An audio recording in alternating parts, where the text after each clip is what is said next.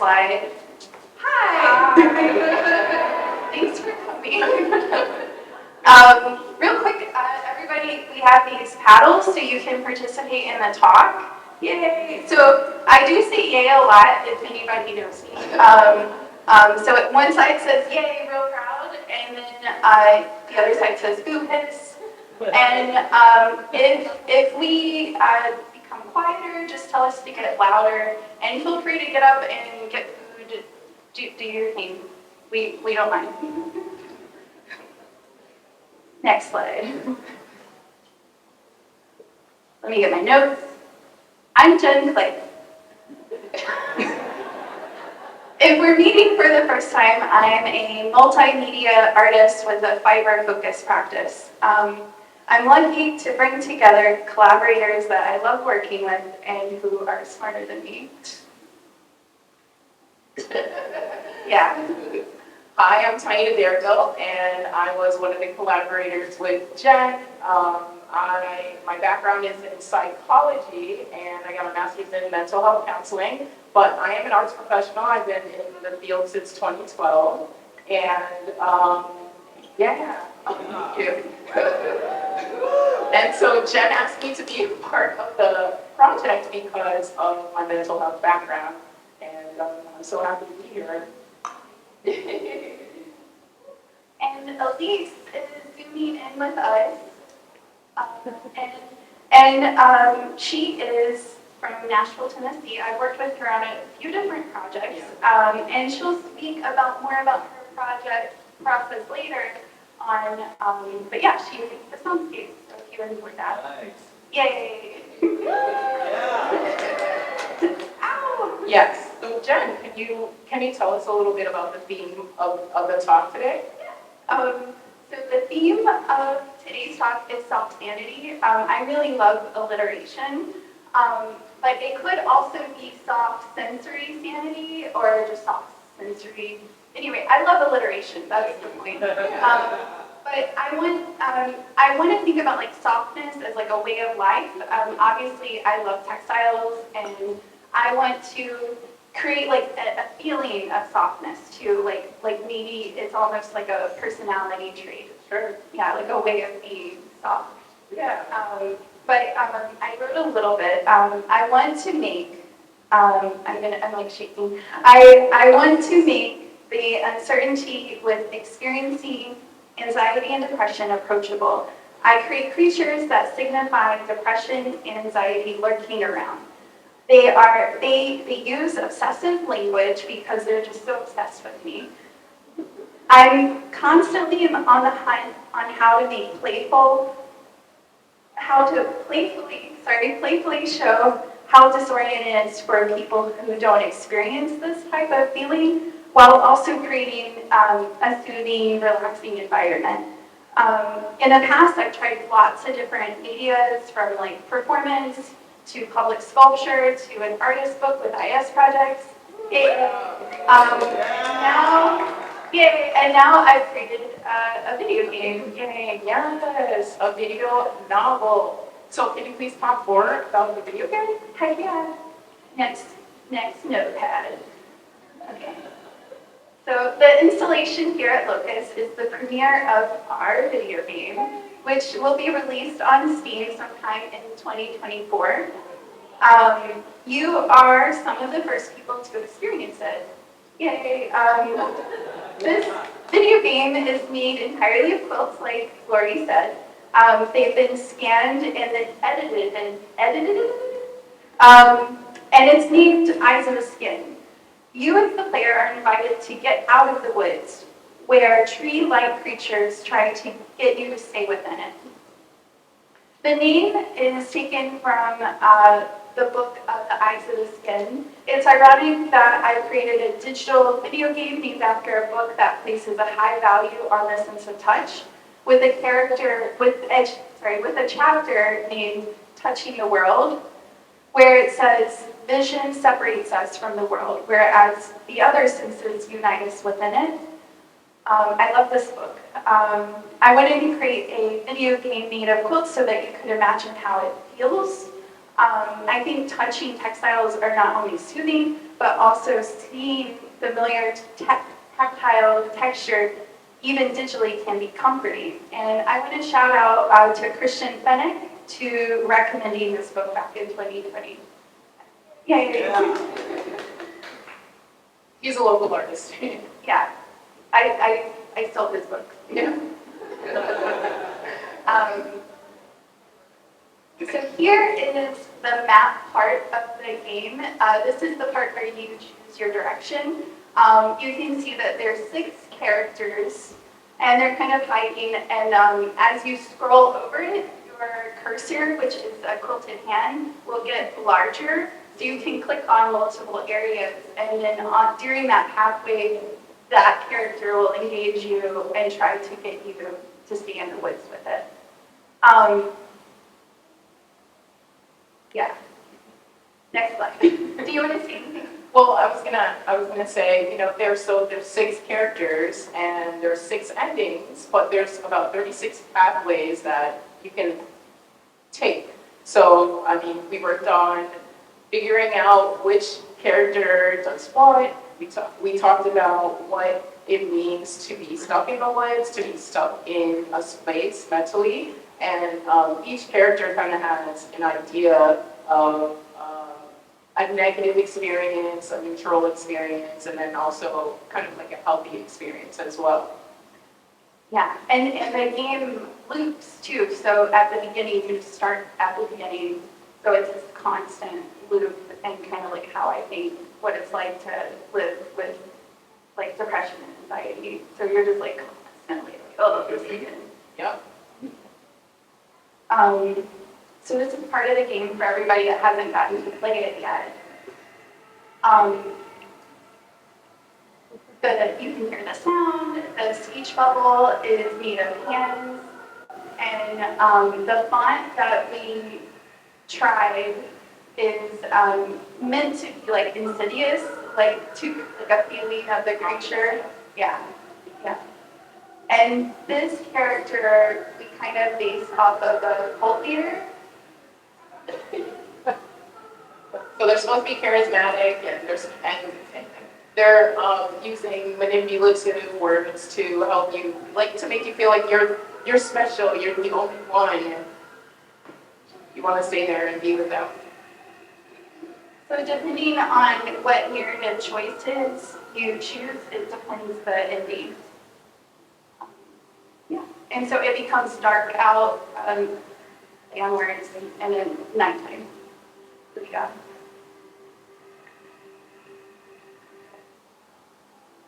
So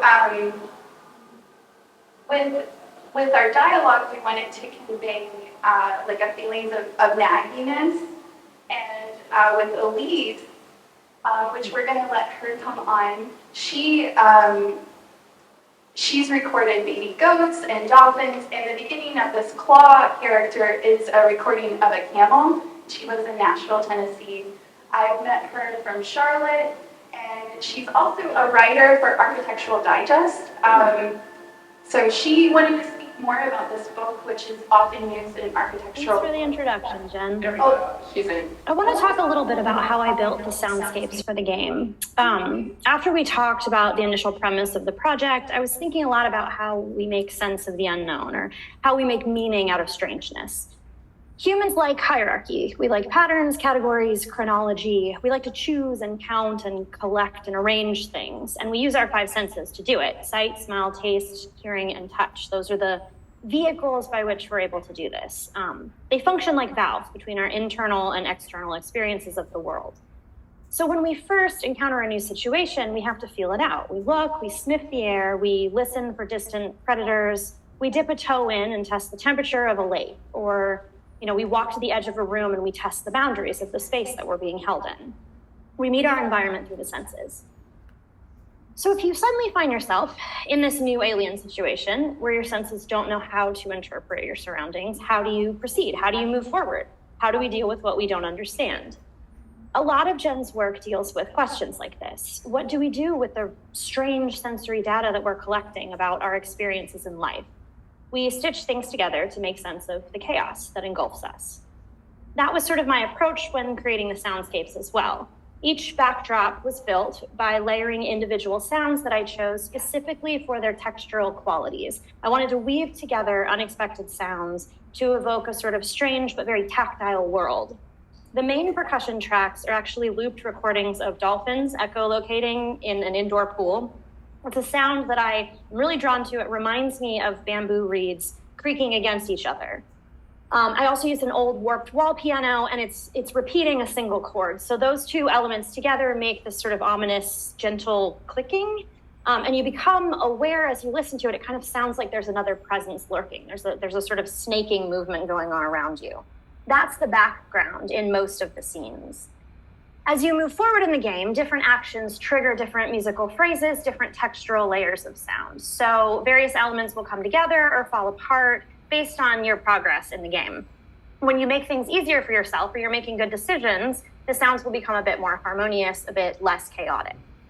The individual characters that you meet when you're playing the game also have 3 different melodies. They each have their own sort of voice, and they each have 3 different types of sound or words that they say, musical phrases. The first one I just called the hello sound, which is like an exploratory sound. It's a default call that the creature sends out into the abyss, like a probe or a question. Then each character also has a happy sound, which is a little tune that they let out when they're pleased with the progress of a situation or they agree with something that you've chosen. But be aware that it might or might not sound happy to you because we're not, we're in a new world. This is a different creature. This is not a human. So there are patterns that they might not align exactly on a one-to-one correlation with the world that we live in. And the third character sound is the baddie sound. That's what I call it. It's not necessarily a sad or a scary sound, but these are noises that tend to be more dissonant, slightly more threatening. The layers of sound in these little bits aren't as harmoniously organized. The game was actually inspired by Finnish architect Juhani Palasma and his essay Eyes of the Skin, which is about the increasing bias toward vision in architecture at the suppression of the other senses. So if you think about it, our bodies are how we measure the world, and he explains it like this. I confront the city with my body. My legs measure the length of the arcade and the width of the square. My gaze unconsciously projects my body onto the facade of the cathedral, where it roams over the moldings and contours, sensing the size and recesses and projections. My body weight meets the mass of the cathedral door, and my hands grasp the door as I enter, the dark void beyond. I experience myself in the city, and the city exists through my embodied experience. The city and my body supplement each other and define each other. I dwell in the city, and the city dwells in me. So in this essay, the first part, he traces the rise of ocular centrism in art and architecture. Ocular centrism is just this perceptual bias that people have toward vision. So in modern Western culture, we tend to trust our eyes over all our other senses. We have to see things to believe them, in other words. We tend to interpret what we see visually as more important or maybe more true than what we hear, smell, taste, touch with our hands. So Palasma argues that this ocular centrism that we've created that has become the dominant force oppresses our other senses, especially in architecture. His essay talks a lot about how we're conceiving things visually, but we're starting to ignore the fact that our bodies interact with our environments through a multiplicity of senses. We're just prioritizing the visual. He says a type of architecture for decades aimed at a striking and memorable visual image has predominated. Buildings have turned into image products detached from existential depth and sincerity. In other words, there's too much emphasis on how things look and not enough on how they feel. We're doing too much for the gram. That's the focus. That visual focus is a detriment to us in the long run. One of my favorite things about Jen's work is how much the tactile features of it shows its construction. That you can sense when you look at it the presence of a real human hand over time, even when you're looking at it on screen in a video game. The characters and the scenery in this game don't just look hand-stitched, they feel hand-stitched. There's this sense that these are things that were painstakingly brought into reality. There's a tactile quality that draws you deeper and deeper into the world. So one of the goals of Palasma's essay was to help reconnect, he says, the bridge between the dominant sense of vision and the subjugated sense of touch. He says, I think in a lot of ways... Elise? Elise? So one of the goals of Alaska's essay was to help reconnect the bridge between the dominant sense of vision and the more subjugated sense of touch. I think in a lot of ways this game is extending that goal that you had into the realm of video games, that it's bringing a strange tactile depth to a format that has been clearly rooted in the visual alone for a really long time. I think that kind of layered, tenuously organized, sensory gathering feels particularly human. Elise? I'm gonna call her. Wait. No, we're in the middle of a talk, Jen. We'll just hit her up after. Let's hit her up after. If you guys have any questions, we'll get her back. Yeah. So we all met at Metcalf, which is a residency in North Carolina over the summer in July. Yes. Where Elise did a lot of the recording of Baby Goats. This is a residency started by Brooke and Tyler from Emerson George. Yes. So they Baby Goats. And we were actually, this was the first project that we've been able to meet in person. I've known Elise for a long time, but often when we work together, we're not able to be together. Yeah. And we were able to be together and to work on our dialogue and it. Yeah. And the narrative. And so you talked about the game. So why don't you talk about, more of your inspiration and your work and also the game. Yeah. Yes, I'll do that.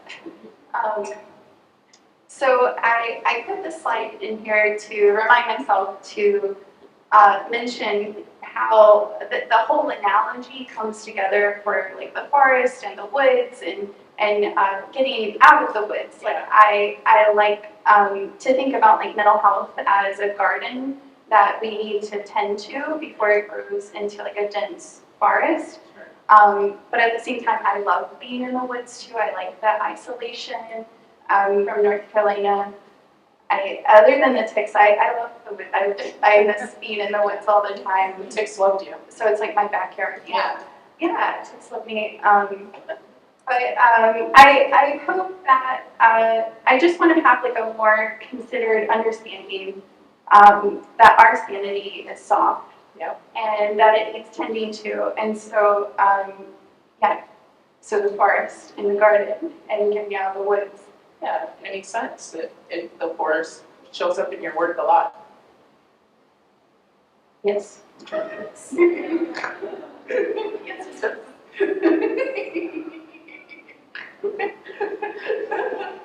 Okay. So now we have these books. Do you want to talk a little bit more about them? Yeah, so like during, I'm so sorry, I don't know how to talk. So like during COVID, or at least for like a really long time, I really enjoy these stories from the turn of the century. Most of the time they happen in the woods. Like The Willows by Algernon Blackwood, they're two men who are lost in the woods. It's the Amazon. They experience something supernatural, and they're too afraid to tell each other more than they are to like tell each other and like leave. Right. They're too afraid to tell each other, so it just gets worse for them. which is how I think what it's like to have like mental health issues. Like oftentimes there is the shame there, and in the isolation and that fear of telling others is scary. The color out of space, I think, is a great indicator for like the subtleness, like how things change subtly and how like it can affect everything. Like so, like landscape as like our life, our family, like a representative of. So in the color out of space, there is like a meteorite that falls into a well. And I love that because the pun, like well-being and well, but a well. And I just like play on words. And so there's a farmer family that is slowly noticing that everything is changing. The chipmunks look weird. They're starting to be weird. And it just gets slowly worse and worse until the city, the town, not the city, the town, they can't ignore them anymore because it's starting to affect them too. But just if it was like maybe interacted with sooner, it could have been, Alleviated, yeah, feel better. yeah. Subtle occurrences, that's something that you really, really like to do. Yeah, yeah, and I added this quote from the book, so I didn't forget it, just to show like how I'm influenced by hands and trees. It says, you can't see it right there because of the hands in the way, but the trees budded prematurely, and at night they swayed ominously when there was no wind. The strangeness had come into everything now. Had come into everything growing out, yet familiarity had dulled the people there. Yeah.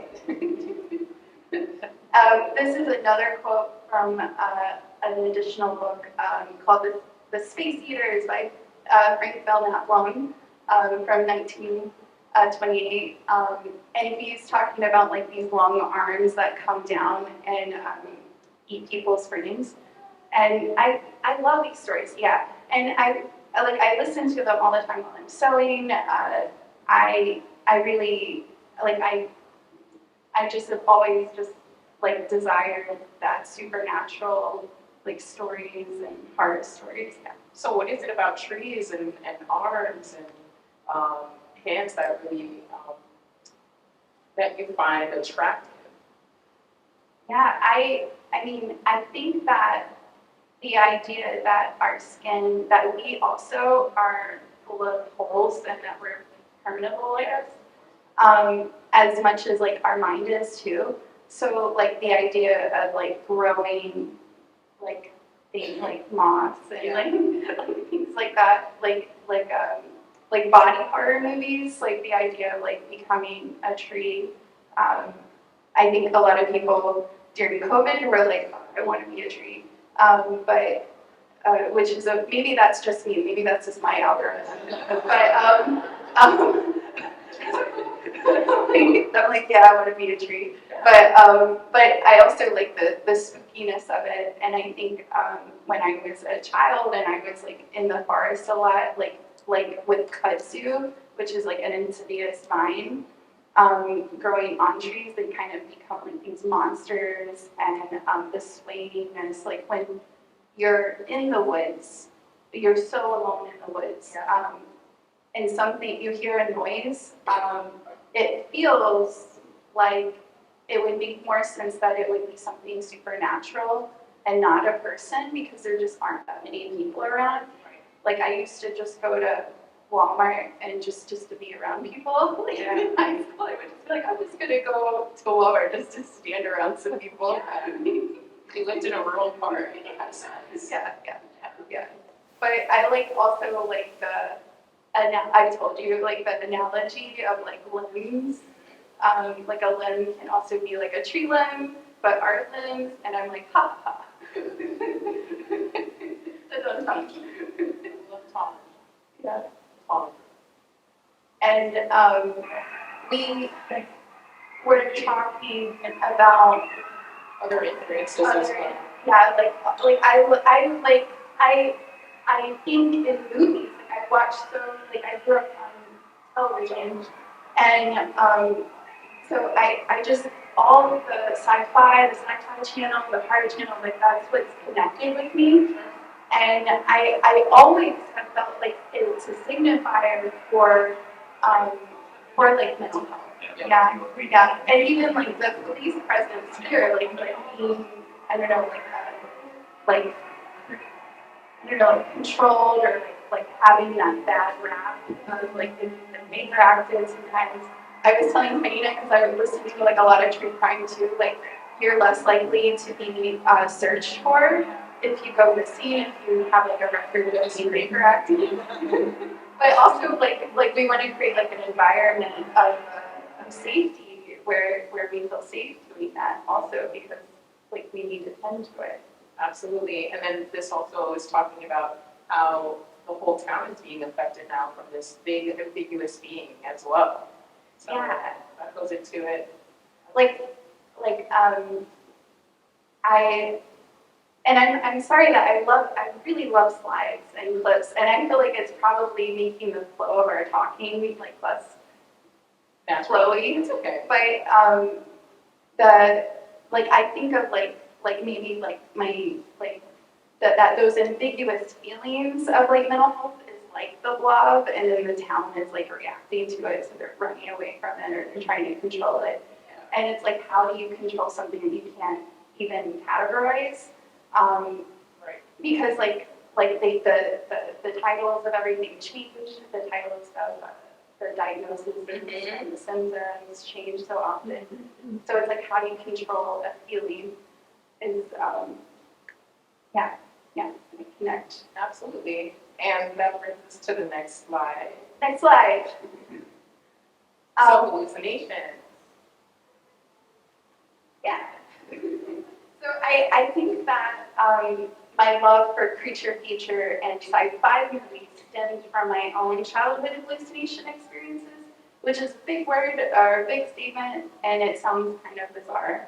But I think that my hallucination-like experiences are useful, and that a feeling of the uncanny for me, at least, can create like a humbling uncertainty, Sure. or at least can humble that uncertainty, that I'm not in control, not even of my own senses or body. Yeah. I love this author, Erwin Strauss. He was actually at the Black Mountain College, which is kind of interesting. But this was the first time that I really connected with any type of like philosophy, because I did a minor in behavioral analysis. So I was searching more. I was trying to find this like why am I so interested in making these like hallucinatory experiences for other people? Is just am I just making art for myself? And but I think that hallucinations are very useful, and that's like he says that sickness estranges us from our body, and then the body is turned into an object, a thing no longer to be trusted. Stricken by disease, we discover the power of otherness in ourselves. I really enjoy that ambiguity when I feel estranged from myself. Yeah, does that Make sense? Yeah. It does. It does make sense. Well, because, if you're one with yourself and then all of a sudden that you're not, you get into this idea of, well, who am I? Like, what am I doing? Yeah. Kind of tough. But also, like, maybe that's exciting. Maybe that's thrilling and terrific to that ambiguity. And that's courageous. Ooh. Yay! Crack me up. So now this is some of your public art that you've done in the past. You want to explain a little bit more about that? Oh, yeah. Let me go back. So this was work that I was making like when I was in my early 20s on the weekends, and I was borrowing my grandpa's farm truck, which had like a long bed, and I was making these like hairy dudes, and I was just putting them on the side of roads between Charlotte, North Carolina, and Chattanooga, Tennessee, and I would just stop on the side of the road and I would hide in the ditch. And then I would just wait for someone to see it, and I'd be like, ha. And I just did it on the weekend, and then my professor at UNC Charlotte was like, he's Polish, and he's like, Jennifer. He was like, this is your art. and he's like, you're so weird. But this was all things that I was making on the weekends and just for my own enjoyment, and then not even really thinking about it. Kind of like how I don't even think that sci-fi and horror movies, like a werewolf, it means something else to me. To me, like, I'm like, oh, of course that's about being bipolar. Like, of course, does me. So it was more like maybe a compulsion that started my art practice. Because in the off time, I was just welding. I was like really into welding. And I think a lot of us are artists, so you get really into a medium, and you're just like, oh, well, this is Yeah. him. And so I was doing that on the side. But also you were thinking these were hallucinations for other people as well. Yeah. You were bringing it back to hallucinations. Yeah, I wanted to kind of recreate that feeling of just something totally unexpected for someone passing by. And like almost like a Bigfoot sighting, like a personal performance, like a one-on-one performance, like if someone's interacting with it, which is kind of like, I can't do that to everybody. Yeah. But then you moved into a performance. Yes. Yes, I did. And that's where I met you. Yay.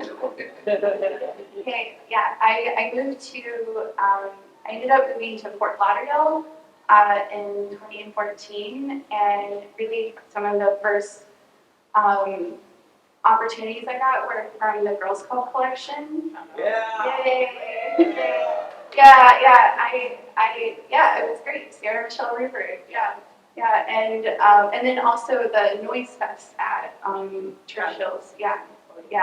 And so this performance was The Void, and it was trying to talk you into being friends with it. It's like, let's be friends, why won't you be friends with me? And then it's like, I'm with you all the time, I'm with you when you sleep, I'm with you in the woods, like, and then I have an animation of the character going into my husband's mouth that I animated. And then it's like, yeah, I'm just inside you. I'm with you all the time. So it's like literally just like this fun embodiment of what I think of like these more hard feelings of depression and anxiety. And so I'm trying to like take it outside myself, so it's less scary for me. Like I want to make it like so approachable and just be like, oh, I'm so obsessed with me. It makes sense. You're trying to make meaning towards the things that you're going through.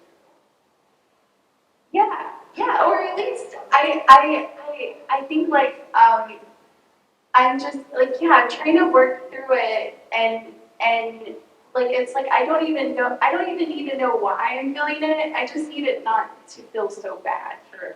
Yeah. Like I don't even need I'm totally okay not knowing things. Yeah, and that's also kind of leads back to softness, like being comfortable not knowing. And I'm not saying like don't read the news, but I mean like that space of maybe a hallucination where something so bizarre is happening where you can't categorize it, that you're like maybe you can understand things better when you don't have a name for it yet. Because then you've already stamped it, and it kind of, that stamp can kind of squish that curiosity. It's just like we tagged it in there, and then Put it away. Yeah, in 50 years we'll find out the grass is sentient or something. I don't know. No, yeah. That might be. But this is the performance that, oh, it's very loud. Sorry. This is like a 30-second.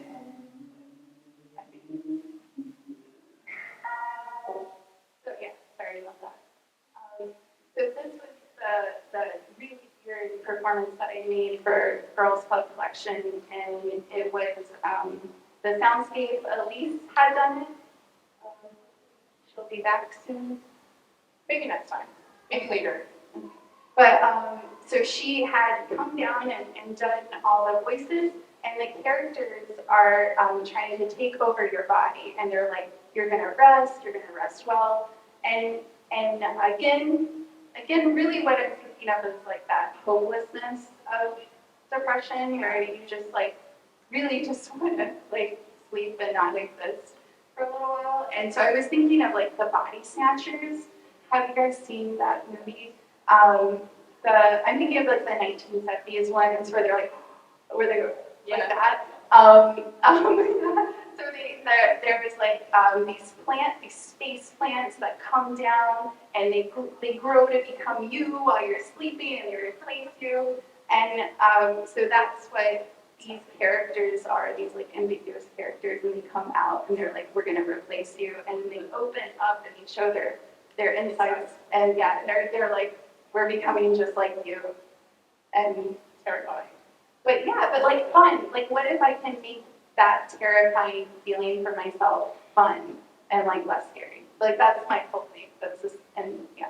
Yeah. Once again, that's why I said courageous. Like, that's amazing. I skipped that. Okay, that's fine. These are like, so I went from performance Yeah.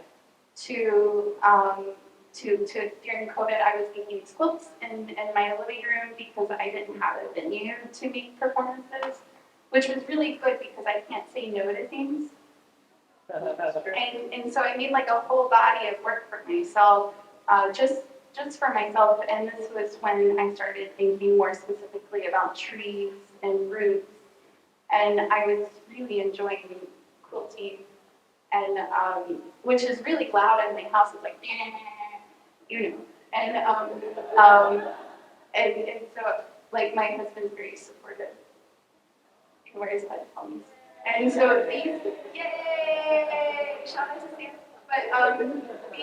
But the quilts are like also like performances where you can pick up the quilts and they're still talking to you. And that's really where I'm like, oh, it's all just like a mechanism for this like intimacy for these creatures to try to talk to you. And then maybe that's when I can like really show what it's like to have that like obsessive. God.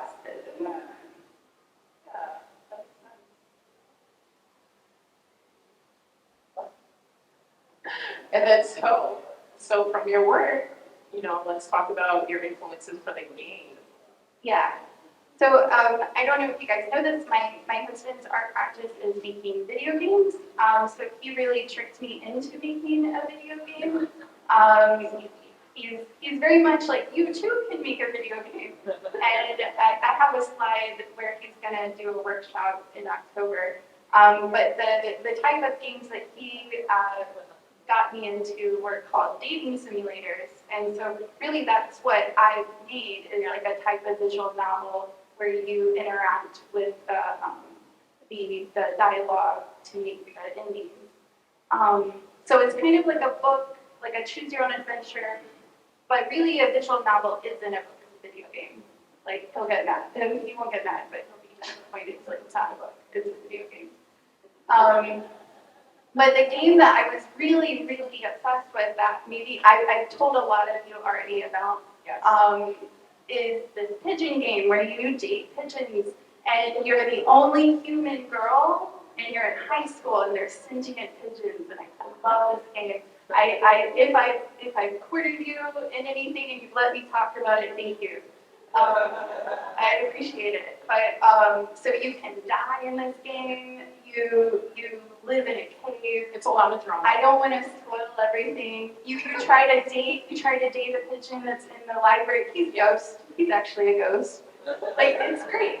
You can try to date your teacher. He's also a pigeon. And, but they all have like human characters as pigeons. yeah, they're sentient, and I'm like, I play it, and I'm like, oh, I think this is about extinction. I think this is like a really fun way to think of like a doomsday scenario for the human race, but like sentient pigeons is okay.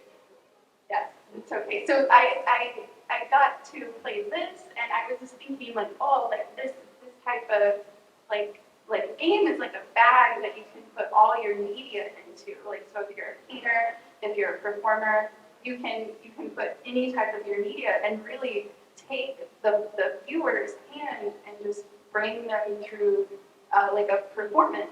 Like, it's like an intimate performance for just them, which was what I was trying to create with like performances, with an artist book, with even putting the monsters on the side of the road. Like, I wanted to create that like really bizarre one-on-one experience where like if you went and told anybody, nobody would believe you. Right.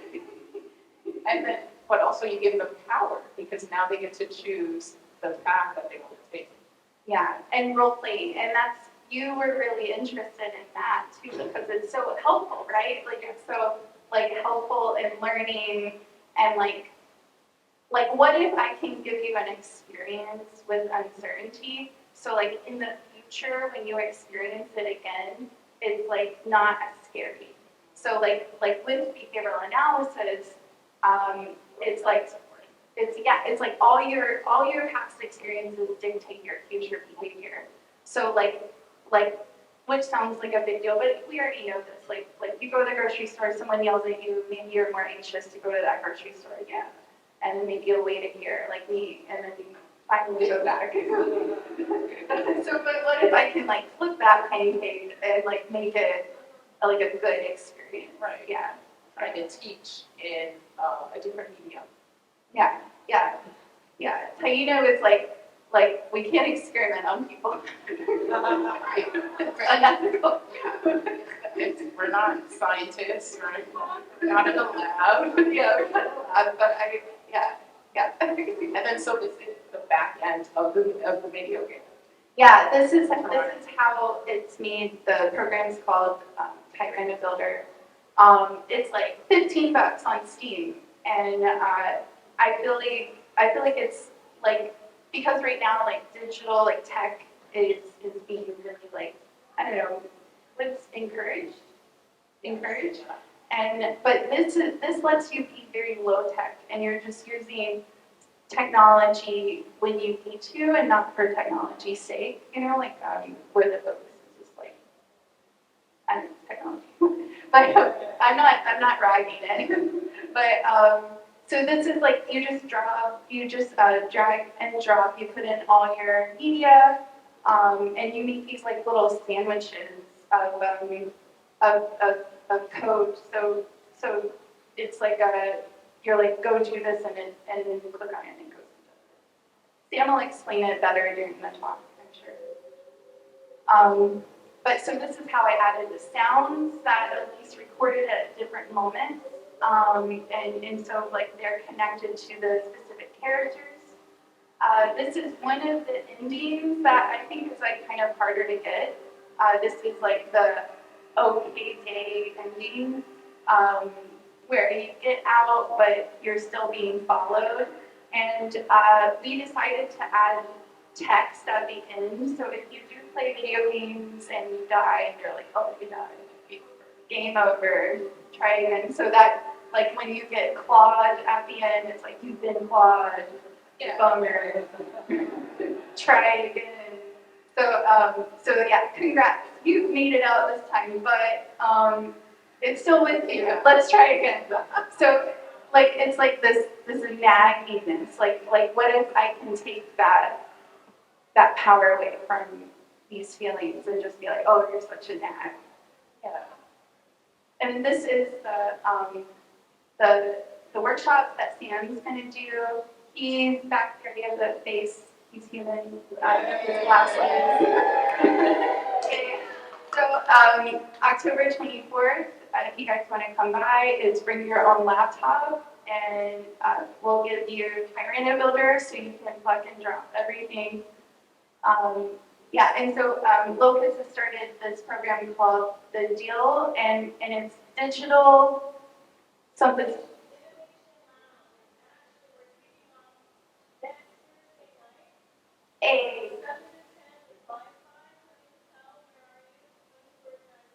They were here yesterday. They liked it. Yeah. So this coming Thursday, I'll be here. Yay! Yeah, excellent. So, I mean, we have been talking, and if anybody has any questions, please use either Yay or, I guess, his or Boo. Yeah, and I'm going to come around and with my.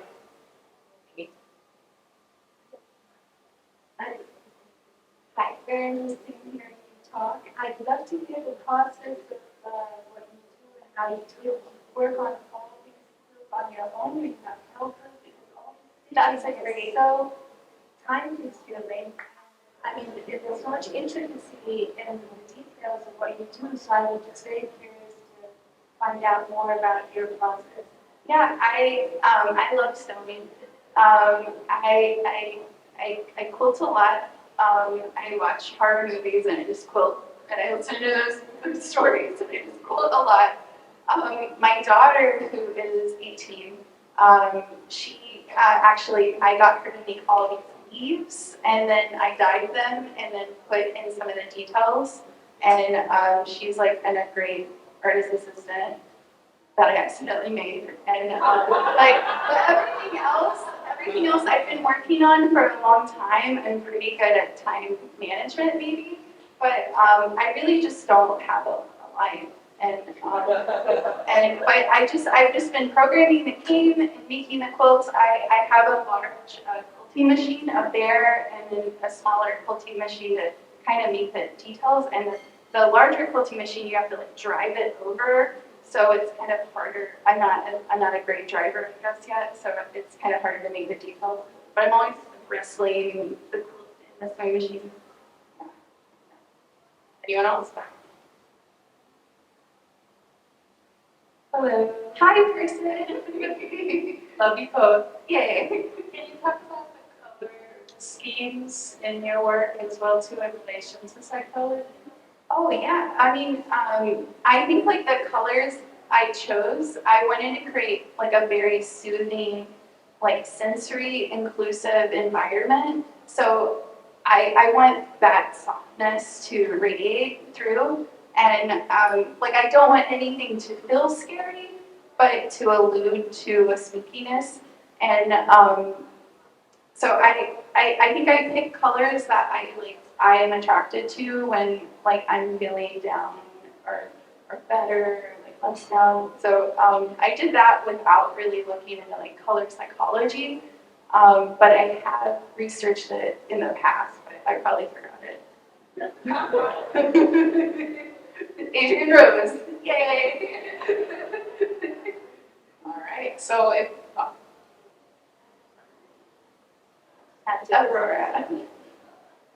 We've seen these movement that has happened during and after the pandemic in fiber art. It's like moving forward, right? So do you think there is a role play for fiber art and mental health that is more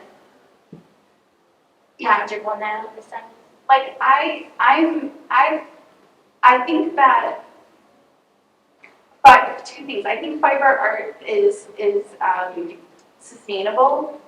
So it's how I stay a full-time artist because like I can store these things more easily and I don't need like 6 people to help me move things usually. Like that big piece fits into one bag. It looks like a magic show. It's like, it's a big bag. It's like this big, but that's why I love fiber. It's more affordable for me to store and to get and to ship. And I feel like more and more people will find that out. So like more and more artists will start to work in fiber. But I think that is great because maybe fiber is like the entryway into the art world because we're covered in textiles. You know, and like we all understand textiles and we use blankets to get warm and like maybe fiber is intuitively welcoming and soft and kind and that's why I think it's like a cool thing that maybe more and more people will start to work in fiber and make things that we can also touch too, because then more people who have like different abilities can engage with the work too. Like I really always want to make work that you can touch because I have to touch things. Like I always want to smell artwork. Like I always smell it. I always try to like blow on it, see if it moves. Like but I need to touch things, especially when I get anxious. I touch things. So it really is useful for me to use textiles to try to create like a soothing, like a literally soothing experience for other people. Yeah. Yay! Thank you, Aurora. For your character design, for the art beats, is that usually just you just sketch them out and with the feel of it, or do they have specific designs to their roles? So I with the character design, I try to make things like uncategorizable. So I use what I call the Frankenstein monster, like where I'm just taking limbs of things and just hinting that it could be alive. But I would just love like a big ball of gum that would come through and like do the same thing. But I want to make like a personality a little bit, like with like flaps and stuff. Yay. Wait, check here. Thank you guys. I really appreciate you all coming so early in the morning and watch me stumble through my explanation. Hi, Carrie Phillips. This isn't a question so much, it's just a comment, and like, hi, sorry. Like, I don't even know how to say it, so beyond like what you're making, how you're making, and how like beautiful, well done, and engaging it is, what I love is that it seems like it sneaks up on you, and it's like for me, like I'm the only one that kind of sees it. So, like what I love is that the whole time y'all been talking, one of your creatures is like kind of wandering in and out. Really? And like what I love too is that most of this room doesn't even see it. And like who knows if this part of the room even What creature? I did not see that, Carrie. I don't know what you're talking about. I I'm don't not see she's anything. having. I am, but it's like and it's like, and so I love it because it seems like it just wraps up everything that it is that you're showing us and kind of revealing and also shifting our perspective on it, right? And it starts with like you shifting your perspective. And it's like, I'm gonna take something that seems dark and scary and make it familiar, make it comforting, make it like a named friend. So that it's a part of me and it kind of comes with me wherever I go. And sometimes it reveals itself, sometimes it doesn't. But it's not a scary thing, so I so appreciate that. Yay. Wow, Jen, she's having a hallucination. Hey, I want to say one more thing.